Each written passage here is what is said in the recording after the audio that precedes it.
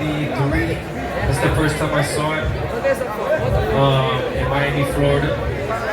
Like when you found the God level, was there like shit? Something happened that changed Flea Rock to another level? It's just the timing, you know. It's like my training changed, you know. My mentality changed. My confidence changed, you know. I felt like I held back for a long time, you know. And I was like, you know what? I've been doing this shit way too long. You know what I mean? It's time to like really take what's mine. You know what I mean? I've been street performing since I was a little kid. I learned also from the same guy that introduced me to Quick Step and Rockefeller. His name was Clown. He was a popper. He introduced me really to street performing and taught me how to street perform. Once I learned that I can make money doing street shows, I didn't really stress about anything like getting a job or like go to college and nothing like that. I was like, yo, I can make money doing street shows, I'm good. As a street performer, we don't really, that's not the way we do it, you know? It's like we don't just tell people how to do it. If you want to learn how to street perform, you gotta come to the streets. More of like intuition. It just kind of happens, you know? I don't think too much about it. But I try to make it make sense, you know what I'm saying? Not all my rounds are telling stories, you know? But that one, I think for me, it was more about looking back and reflecting on how long I've been dancing and seeing new guys come in and, you know, people going, oh, yo, this guy's the best, this guy's the best. And I'm like, okay, let's see what's up with these guys, you know what I mean? Like, because I left a lot, you know, like I had to work. I got kids, I got bills. So I was like in and out of the breaking scene. After like freestyle session, Japan, all that, I moved to Los Angeles and I was trying to do acting and, you know, trying to do the Hollywood thing, make money, all that. And I kind of left battling for a while. And then I started to see, you know, watch more and start to see, okay, I see where the level's at. And I think that's what really like ignited the fire in me, is seeing like, you know, Vic and all these guys killing it. I'm like, yo, I still got it. I feel like I still can do something, you know? So it was more like I wasn't finished, you know what I mean? So that's what gave me the confidence to really start training and just getting better and enter more battles. Yeah, push myself. Rock's right. You know what I mean? Like a lot of B-boys do really dope sets. And they have multiple sets, which is dangerous. You know? This is just one style of breaking. It's not like a preference. It's like this is just one style of creating your shit. You know? Freestyling is just going with the music and being free. Letting the music move you and just exploring. You know?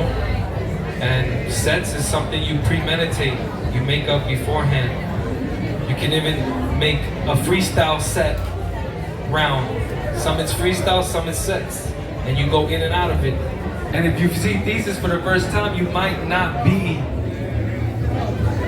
your quote unquote traditional, have the essence of a B-boy because your first person you saw was someone like, you know, with a different style.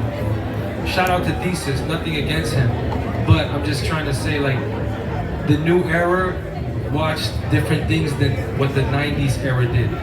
I think there's amazing characters these days, you know? I see it. I just watched crazy shit this weekend in Outbreak. The level's insane. I can appreciate everybody here, you know? There's more breakers now. There's just a lot more than in the 90s. You know, it was like the groups were smaller in the cities that was breaking. And I think that is more, it's just like getting oversaturated.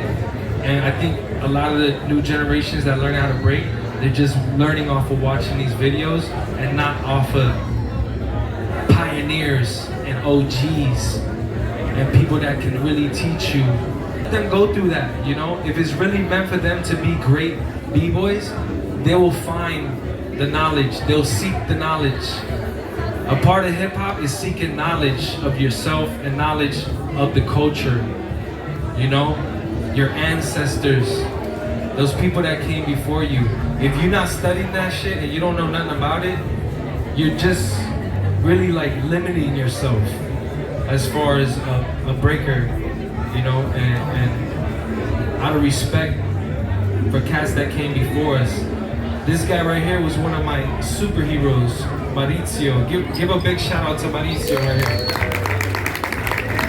I watched this guy when I was little, day and night. We were watching. That's why I break the way I break. Because I was around these guys, I really respected the culture. The energy of breaking and where it's going, I don't think we have any control over it, you know? For me, I definitely would like to see more crew battles, for sure. Because that's like the essence, you know? Real crews, with your crew name on the back, you know?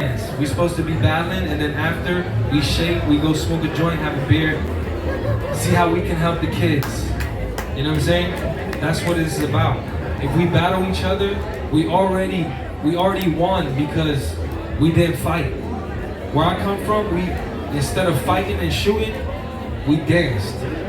I judged the All Styles battle by accident. I took pose position. I was eating a burger right here, and they came up, yo, Flea, yo, we need you. Like, what? You have to judge the all-style battle. I'm like, I never did that. I don't want to do that. He's like, we'll pay you. I'm like, okay. Let's go. So I went, and no disrespect, but every b-boy that came out couldn't dance.